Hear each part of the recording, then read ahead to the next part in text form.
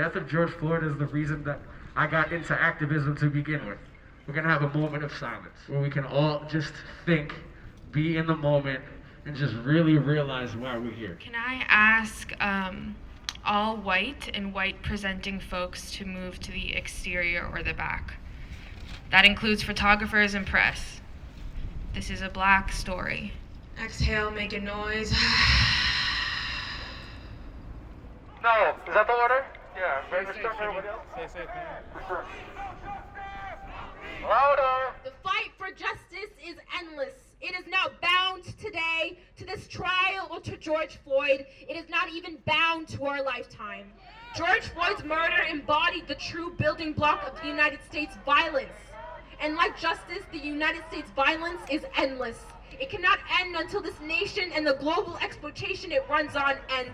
Tonight, this march is about making historical amendments to historically marginalized people who this country has been treating as resources to build its empire. See, this fight is all about resistance.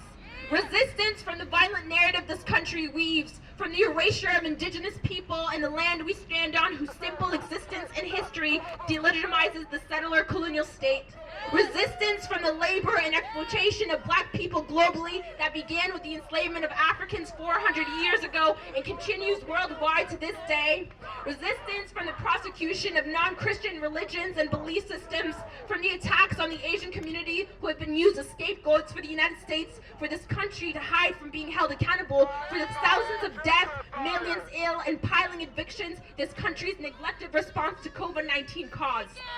All to build an overarching resistance against capitalism that has manipulated race, class, and religion to unleash harm for centuries.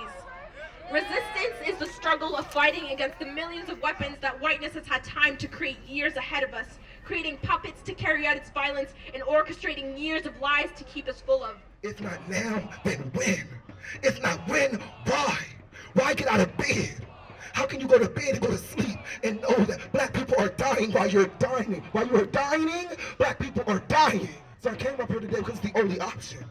Unity is our only option. Sitting in solidarity is our only option. Solidarity has no boundaries. As they knelt on his neck for 9 minutes, and he cried out, "Mama, Mama," to his dead mother.